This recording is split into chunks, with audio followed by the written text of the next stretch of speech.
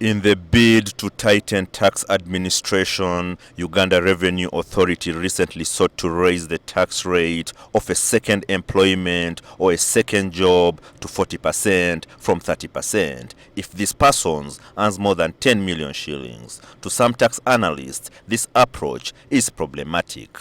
But the problem comes in when the employee in their primary employment, they are earning less than 10 million.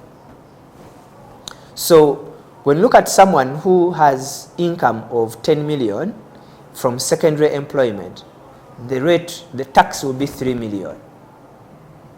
But the moment I earn an extra 1 shilling from secondary employment, the tax rate is 40%, which is a difference of 1 million simply because I've earned 1 extra shilling, which doesn't make sense.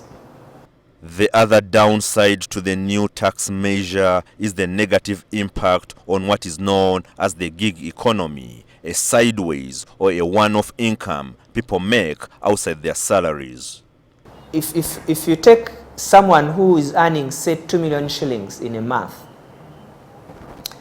that person in a year will have earned 24 million shillings in a year. If they do a one-off or through their chair, they get a deal where there's someone who needs their services, they burn the candle at night, and they earn, say, 11 million shillings. That employer, the secondary employer, when they are deducting, according to the URA calculation, they should apply 40% rate.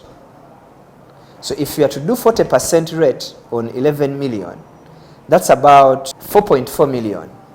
The assumption you're making is that this person already earns more than 10 million. But the reality is different, especially in this country. This is one of the fresh tax enforcement measures being contested, besides several others the taxman is bringing to the fore at a tricky time for many. The question now is, will these measures be effective or not? Ismail Musa, Ladu, NTV Business.